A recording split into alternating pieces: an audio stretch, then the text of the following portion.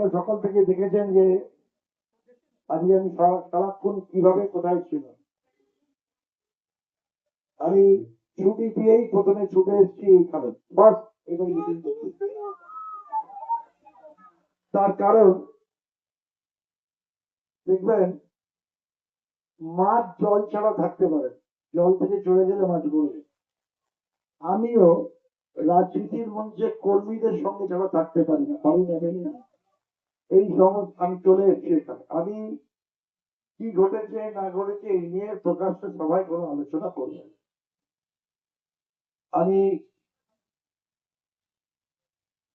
আমার একটাই আক্ষেপ যে সকাল থেকে অনেকগুলো প্রোগ্রাম ছিল, রাজনৈতিক প্রোগ্রাম, সেগুলো আমি যেতে পারি। কিন্তু এটাও ঠিক যে আমি ইতিমধ্যে পায়ে হেঁটে যত জায়গায় পৌঁছেছি, আমার বিরুদ্ধে কোন রাজনৈতিক দলের কোন প্রতিনিধি তার অর্ধেক যেতে পারেনি। আর যেটুকুনি বাকি আছে, এখন যা সময় আছে, আমি পায়ে হেঁটে আবার সেটা শেষ করবো। এর মধ্যে আরো এরকম দু একটা আটকে যেতে পারি। আমি শুধু আপনাদের কাছে আবেদন করতেছি,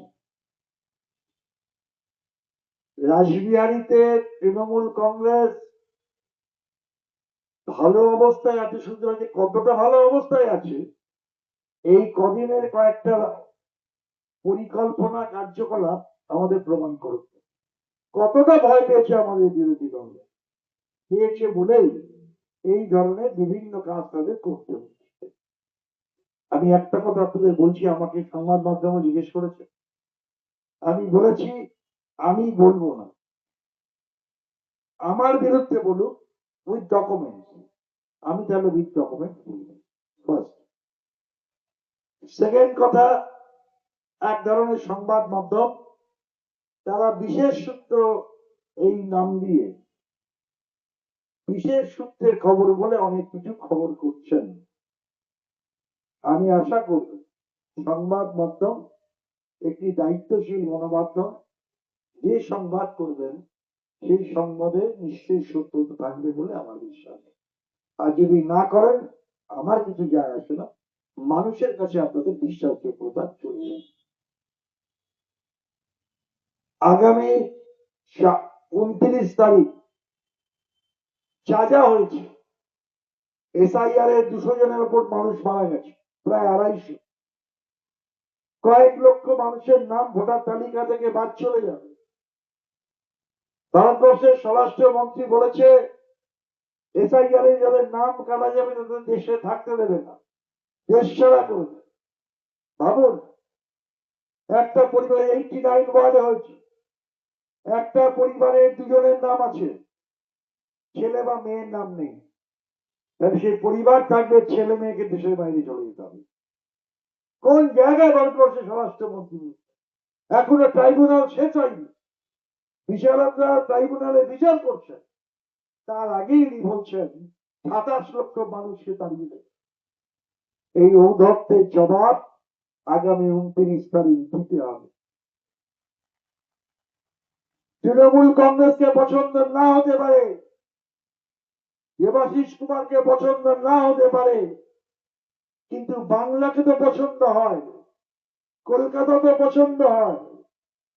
যাদের নাম বাদ চলে যাচ্ছে তাদের কলকাতায় থাকা বন্ধ হয়ে যাবে। আমি বলছি না, অমিত শাহ বলছে।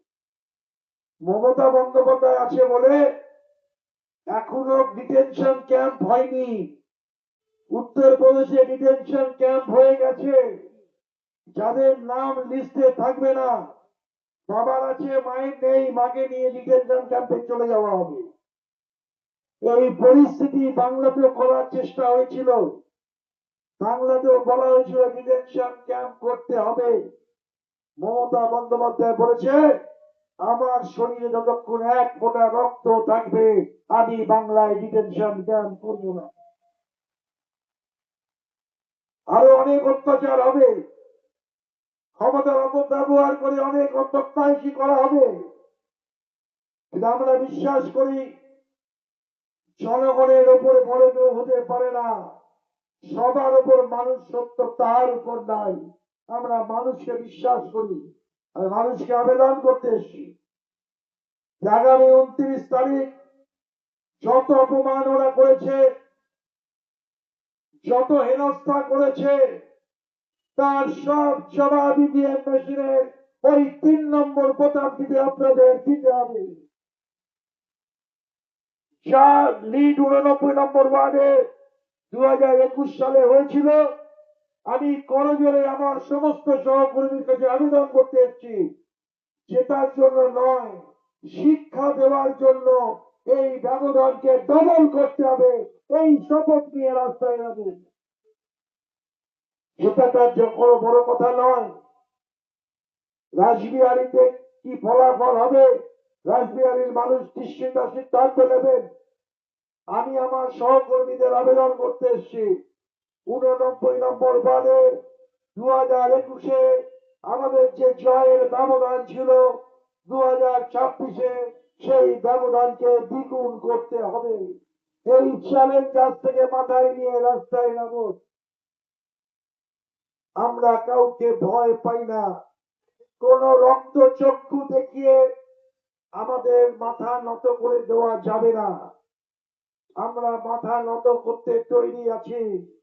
সেই মাথা 89 নম্বর ওয়ার্ডের মানুষের কাছে, তাদের কাছে গিয়ে বলতে পারি, আমার মাথা নত করে দাও তোমার চরণ দুলার তলে, কিন্তু অন্য কারোর কাছে মাথা নত করব না।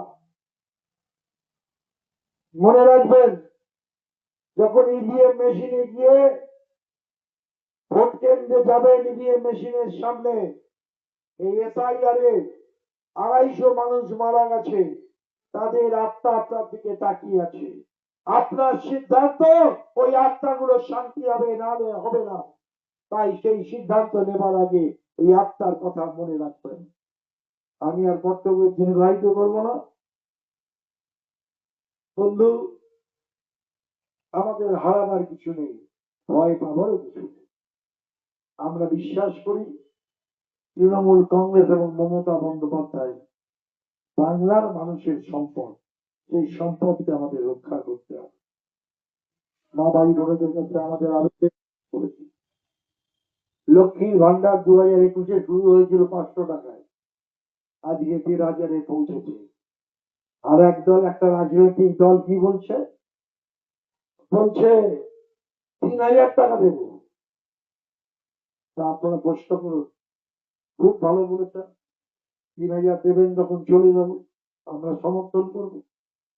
কিন্তু দিল্লিতে 16 মাস আগে নির্বাচনে মহিলা সুরক্ষা যোজনা বলে একটি প্রকল্পের কথা ঘোষণা করে বলেছিলেন মাসে 2,500 টাকা করে দেবেন।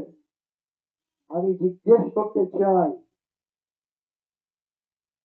দিল্লিতে 16 মাসে সেখানকার মানুষ কত টাকা পেয়েছে? আপনাদের যখন আসবে ওই পার্টির লোকজন, পার্টির আসার ক্ষমতা নেই, পার্টির লোকজন যখন আসবে, দয়া করে একবার জিজ্ঞেস করবেন দিল্লিতে টাকাটা এখনো পাইনি কেন। গত বছর এখানে একজন বিজেপি প্রার্থী দাঁড়িয়েছিল, কারণ নাম মনে আছে কে দাঁড়িয়েছিল? 37% ভোট পেয়েছিলেন। নির্বাচনে ফলাফল ঘোষণা হবার পরে সেই প্রার্থীকে আর জীবনে দেখেছেন? যে বিজেপির কর্মীরা প্রার্থীর হয়ে পতাকা লাগালেন, ফুল আঁকলেন, বুথে বুথে পরিশ্রম করলেন, সেই প্রার্থীকে নির্বাচনের পরে আর কোন কর্মী দেখেছেন? দেখেন। দিল্লি থেকে এসেছিলেন, নির্বাচনে পরাজিত হয়ে দিল্লি ফিরে গেল। এবারের প্রার্থী কলকাতার একটা ঠিকানা দিয়েছেন, সাথে সাথে দিল্লির একটা ঠিকানা দিয়ে দিয়েছে। অর্থাৎ জিতলে কলকাতা, হারলে দিল্লি। বাবু, আমরা আমাদের একটাই ঠিকানা, সেটা কলকাতায়। জিতলেও কলকাতায় আছি, হারলেও কলকাতায় আছি। তাই তাকে সমর্থন করবেন, সিদ্ধান্ত আপনাদের। আমি বক্তব্য দীর্ঘায়িত করবো না। সৌরভ বসু এসছেন, পৌর প্রতিনিধি, তাহলে একটাও বলবে না। তাহলে একটা শপথ নিয়ে যান, যে কোনো মূল্যে দখলদারদের বাংলাকে দখল করতে দেব না। আর বাংলায় চতুর্থবারের জন্য মুখ্যমন্ত্রী হবেন।